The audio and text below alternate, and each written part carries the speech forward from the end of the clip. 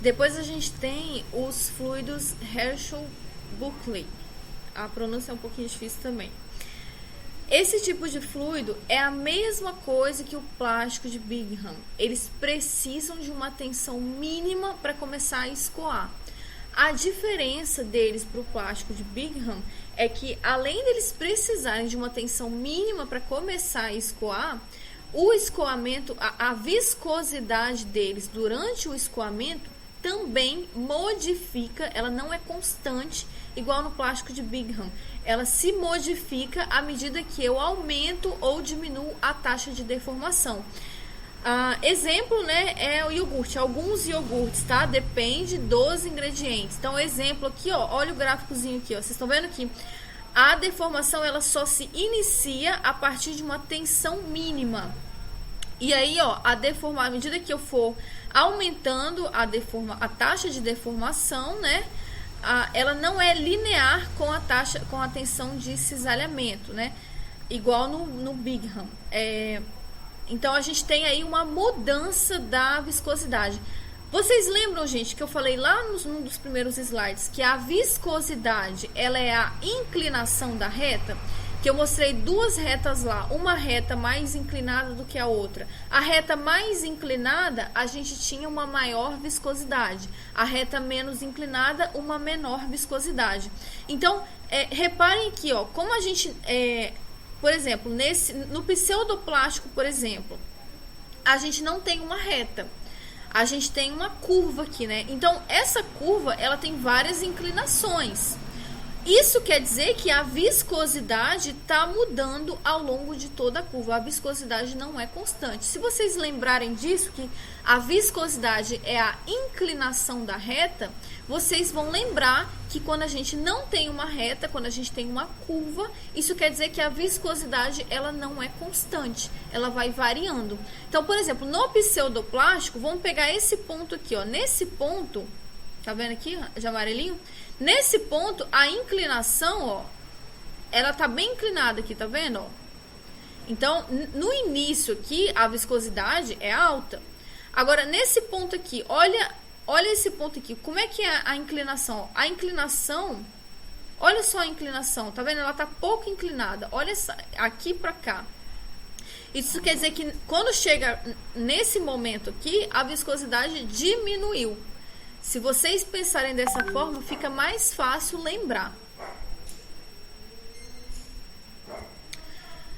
Aí, olha só, gente. Esse exemplo aqui, o que a gente tem aqui, ó?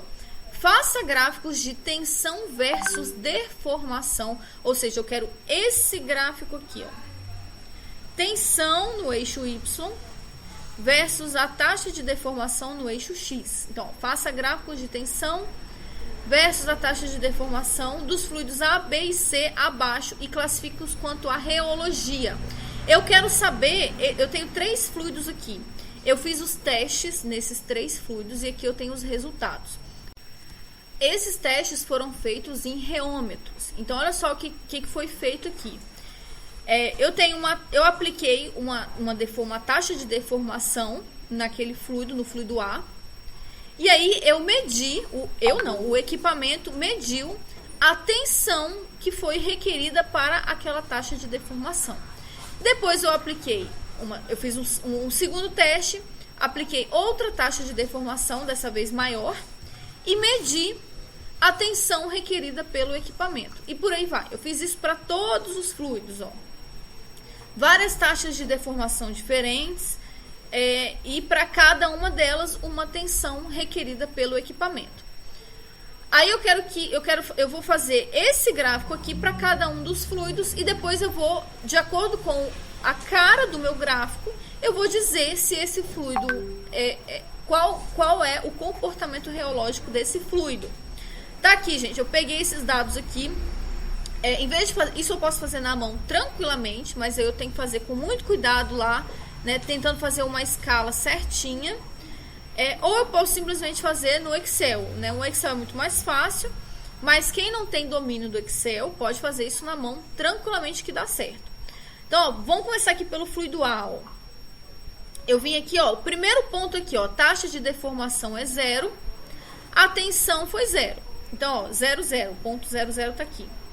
Segundo ponto, taxa de deformação 80, tensão 8. Ó, a tensão tem que ir no eixo Y, a taxa de deformação no eixo X. Então, ó, a taxa de deformação 80, tensão 8. Tô nesse ponto aqui, ó.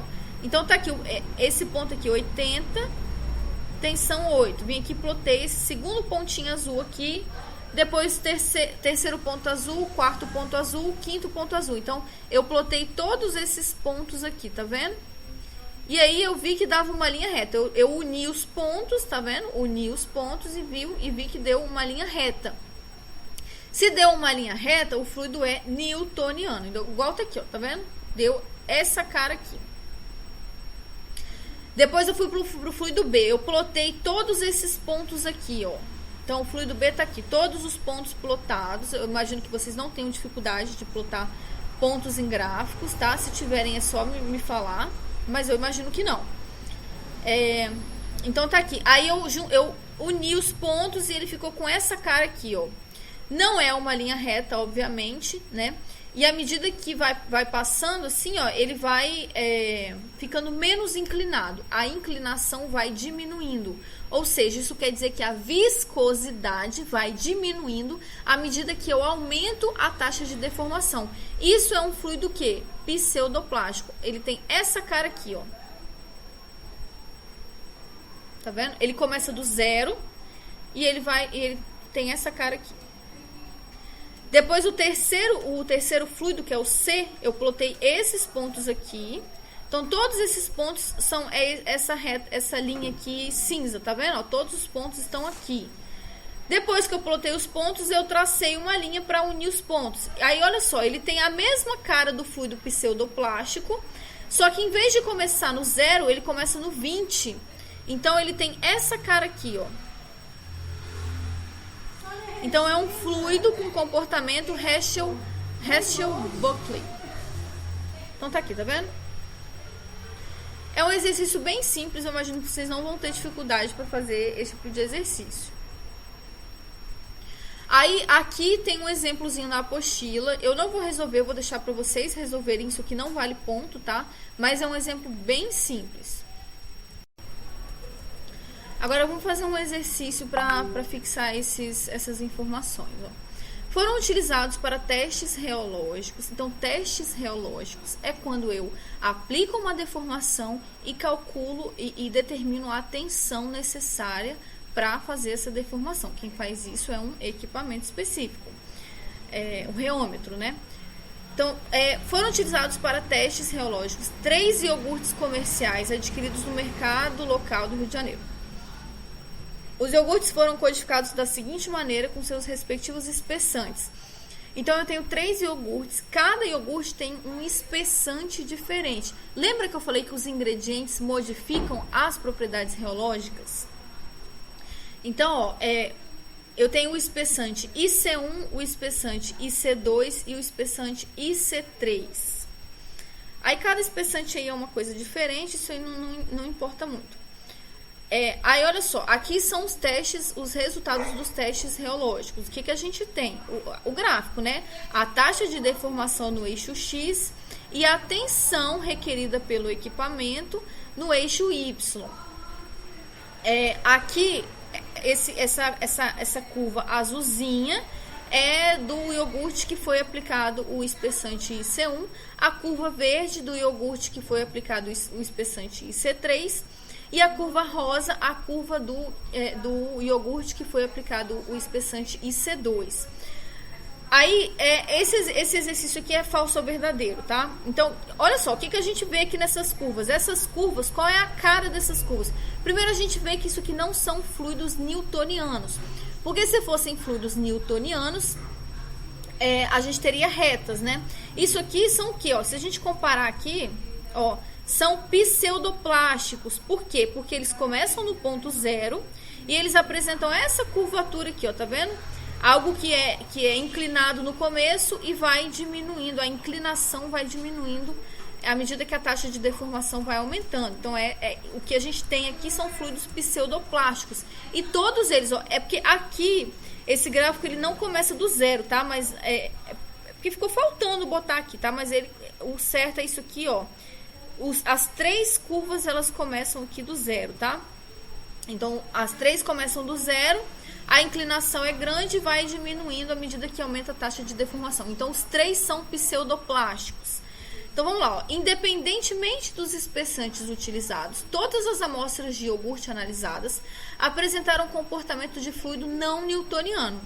Correto, fluido newtoniano, se fosse fluido newtoniano, seria uma reta.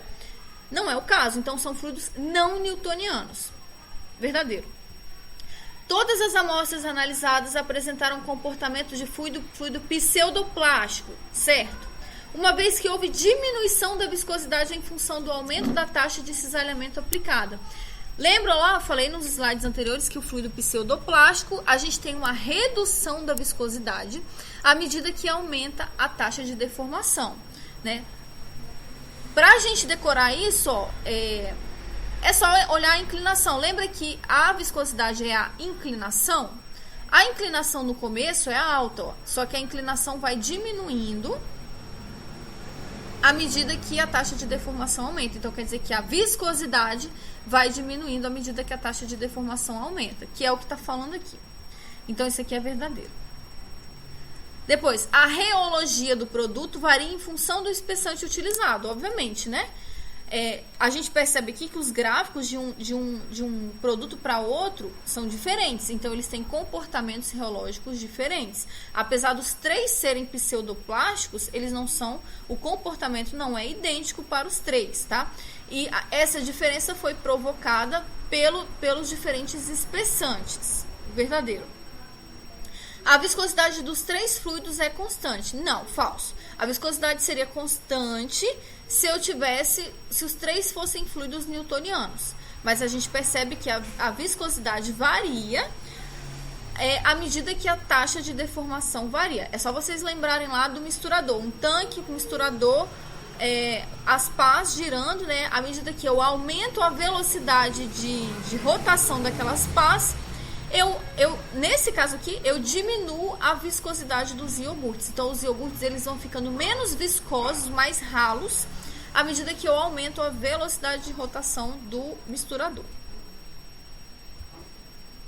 Depois a gente tem já foram, deixa eu ver, foram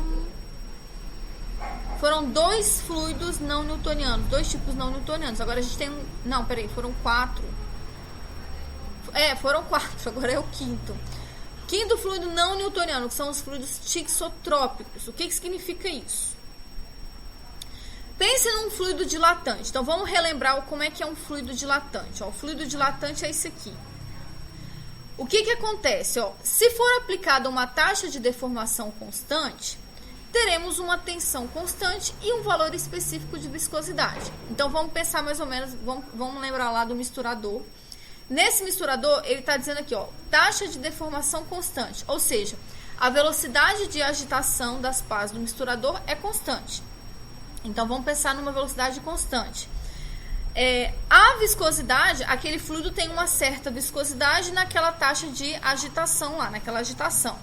E é requerida uma tensão para aquele fluido lá, para manter aquela velocidade de agitação. Então, a gente tem uma taxa de deformação constante, consequentemente, a tensão requerida pelo equipamento, ela é constante. Aqui. A viscosidade não se modifica. A viscosidade, ela é constante quando eu mantenho a velocidade de agitação do meu misturador constante, ok? A viscosidade, ela só se modifica se eu modifico a velocidade de agitação do misturador, ou seja, a taxa de deformação. Agora, no fluido tixotrópico, sua viscosidade se modifica apenas se for modificada a taxa de deformação e, consequentemente, a tensão aplicada. Só que isso não acontece no fluido tixotrópico. Se for aplicada uma taxa de deformação fixa, ou seja, um misturador rodando ali com as pás girando na mesma velocidade, a gente tem uma deformação fixa. A tensão requerida pelo equipamento diminui com o tempo, porque a viscosidade do fluido diminui. Então, nesse caso aqui, a viscosidade do fluido diminui ou aumenta, né?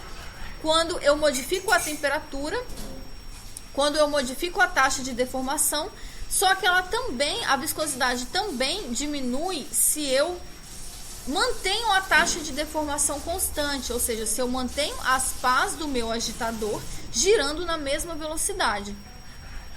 É como se eu botasse um fluido ali, por exemplo, um iogurte, por exemplo, dentro do agitador. Aquele iogurte tem uma certa viscosidade. Vamos supor que aquele iogurte seja bem viscoso. Aquele agitador ele vai girar sempre na mesma velocidade, ou seja, mantendo a mesma taxa de deformação. Aí depois de 10 minutos eu volto ali, aquele iogurte está mais ralo, ou seja, a viscosidade dele diminuiu, mesmo que eu tenha mantido a taxa de deformação constante. Então, aquele iogurte é um fluido tixotrópico. Ou seja, a viscosidade dele diminui, mesmo mantendo a taxa de deformação constante. Dizemos que a viscosidade dos fluidos tixotrópicos é dependente do tempo.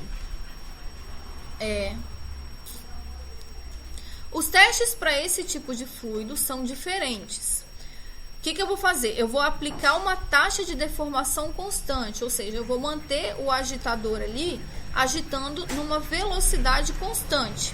E eu vou medir a tensão requerida pelo agitador para manter aquela velocidade de agitação constante. A tensão requerida, ela vai diminuir. Por quê? Porque o fluido, a viscosidade do fluido está diminuindo com o tempo. Então, a tensão requerida pelo equipamento vai ser menor.